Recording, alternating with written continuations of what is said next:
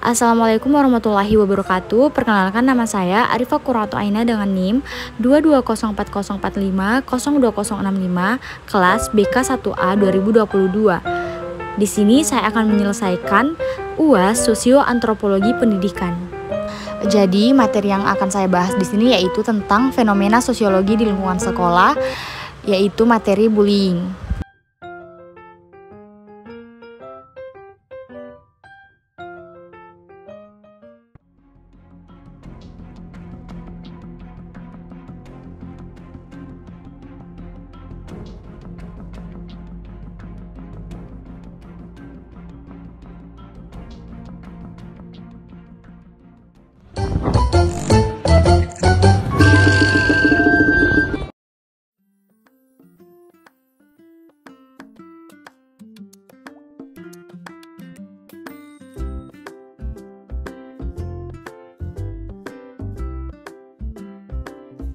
Fenomena sosiologi pendidikan yang saya ambil yaitu bullying yang dialami seorang siswa di sekolah.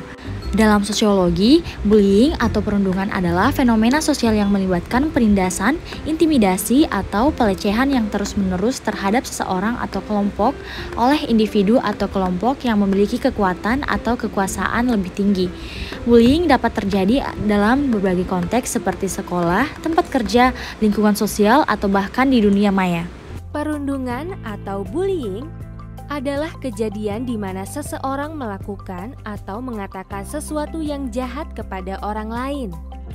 Bullying biasanya dilakukan secara terus-menerus dan berulang kali oleh seseorang atau sekelompok orang terhadap seseorang atau sekelompok orang lain selama berminggu-minggu, berbulan-bulan, atau bahkan bertahun-tahun.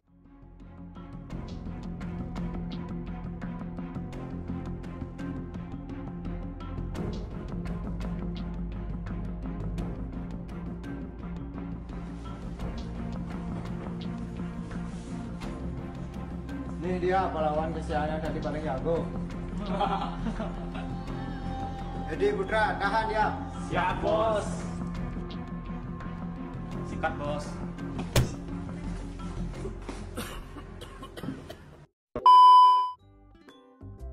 Fenomena dalam konsep A. Sosialisasi dan penyesuaian diri. Dari segi konsep sosialisasi dan penyesuaian diri, yaitu fenomena bullying memiliki dampak yang signifikan dalam konsep sosialisasi dan penyesuaian diri seseorang. Sosialisasi adalah proses di mana individu mempelajari dan menginternalisasi nilai-nilai, norma, dan keterampilan sosial yang diperlukan untuk berinteraksi dengan masyarakat. Sosialisasi membantu individu untuk membentuk identitas sosial, memahami peran mereka dalam masyarakat, dan membangun hubungan sosial yang sehat. Namun, ketika seseorang menjadi korban bullying, proses sosialisasi mereka dapat terganggu. Korban bullying sering mengalami tekanan psikologis dan emosional yang sangat parah. Mereka mungkin merasa terisolasi, cemas, dan rendah diri. Fenomena bullying dapat merusak hubungan sosial, membuat individu enggan berinteraksi dengan orang lain, dan membatasi kesempatan mereka untuk belajar keterampilan sosial yang diperlukan untuk membangun hubungan yang sehat. B. Pranata dan stratifikasi sosial. Fenomena bullying dapat terjadi dalam konteks pranata dan stratifikasi sosial dan dapat dipengaruhi oleh faktor-faktor ini. Meskipun bullying tidak secara eksklusif terjadi dalam pranata atau stratifikasi sosial tertentu, faktor-faktor tersebut dapat berperan dalam memengaruhi prevalensi dan pola bullying. Pranata sosial seperti sistem pendidikan, lingkungan kerja, atau keluarga dapat memberikan konteks di mana bullying dapat terjadi. Misalnya dalam lingkungan sekolah, bullying dapat terjadi antara siswa di berbagai tingkatan sosial atau status. Pranata pendidikan dapat mempengaruhi kekuatan atau kelemahan dalam interaksi sosial, norma yang diterapkan, serta tanggapan dan tindakan yang diambil oleh para pihak terkait. Stratifikasi sosial juga dapat mempengaruhi fenomena bullying. Ketidaksejahteraan dalam distribusi kekuasaan, status, atau sumber daya yang dapat mempengaruhi dinamika kekuatan di antara individu dan kelompok-kelompok dalam masyarakat. Misalnya, individu yang berada di tingkat sosial yang lebih tinggi atau memiliki kekuasaan yang lebih besar, mungkin menggunakan posisi atau status mereka untuk memperdaya atau menindas individu yang berada di tingkat sosial yang lebih rendah. Hal ini dapat menyebabkan terjadinya bullying dalam konteks stratifikasi sosial. C. Mobilitas sosial. Fenomena bullying dapat berhubungan dengan konsep mobilitas sosial dalam berbagai cara.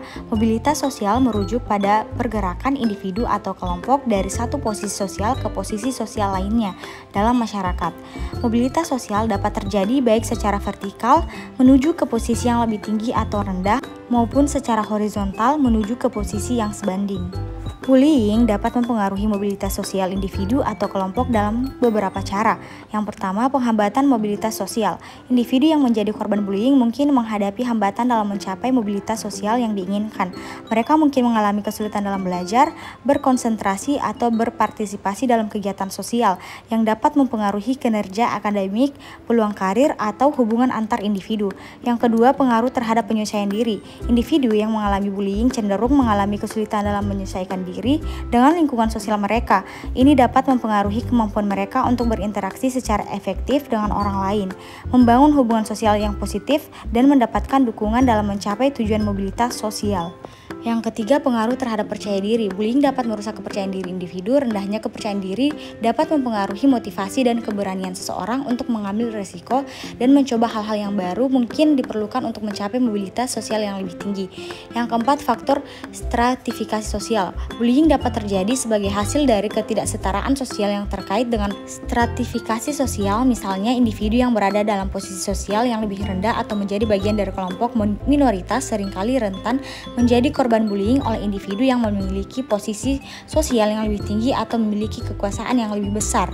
Yang kelima, peran pendidikan. Pendidikan merupakan faktor penting dalam mobilitas sosial. Bullying yang terjadi di lingkungan sekolah dapat mempengaruhi prestasi akademik, motivasi, dan minat belajar individu.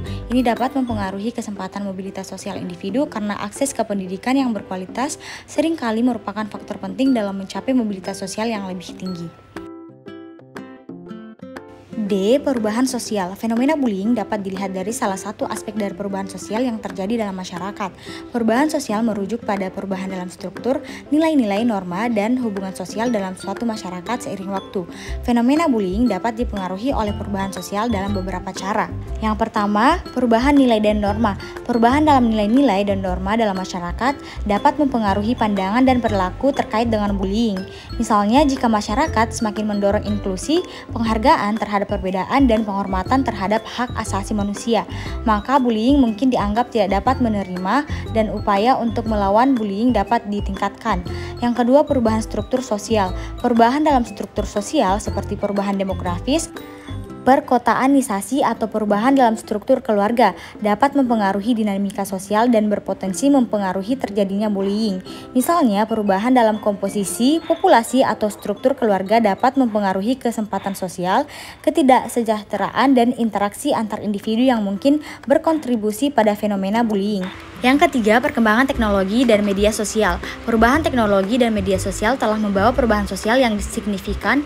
Hal ini juga dapat mempengaruhi fenomena bullying. Misalnya, dengan meningkatnya penggunaan media sosial, bullying online atau cyberbullying telah menjadi masalah yang serius. Ini mencerminkan perubahan dalam cara berkomunikasi dan interaksi sosial yang dapat memperluas ruang dan intensitas bullying. Yang keempat, perubahan kesadaran dan pendidikan. Perubahan sosial juga dapat terjadi melalui peningkatan kesadaran dan pendidikan tentang dampak negatif dari bullying. Masyarakat yang semakin teredukasi dan sadar akan pentingnya memengarangi bullying dapat mengubah sikap dan perilaku terkait dengan fenomena tersebut. Pendidikan yang lebih luas tentang konsekuensi dan cara mengatasi bullying dapat membantu mengurangi insiden bullying dan menciptakan masyarakat yang lebih inklusif dan toleran. Yang kelima, peran gerakan sosial. Gerakan sosial yang memperjuangkan kesetaraan, keadilan, dan perlindungan hak-hak individu juga dapat mempengaruhi perubahan sosial terkait dengan fenomena bullying. Gerakan seperti anti-bullying atau gerakan penghentian kekerasan dapat membawa perubahan dalam kesadaran masyarakat, mempengaruhi kebijakan publik, dan mempromosikan budaya yang lebih aman dan inklusif. Nah, selanjutnya analisis kritis terhadap fenomena-fenomena bullying atau gap antara konsep pendidikan ideal. Gap antara konsep pendidikan ideal dan fenomena bullying dapat menjadi subjek analisis kritis yang menarik. Konsep pendidikan ideal seringkali mencakup nilai-nilai seperti inklusi, penghargaan terhadap perbedaan, keadilan, kesetaraan, dan pengembangan karakter. Di Indonesia, beberapa tokoh pendidikan seperti Ki Hajar Dewantara telah memainkan peran penting dalam membangun konsep pendidikan yang ideal. Namun, fenomena bullying menunjukkan bahwa realitas pendidikan seringkali tidak mencerminkan sepenuhnya konsep pendidikan ideal tersebut. Sekian dari saya. Wassalamualaikum warahmatullahi wabarakatuh.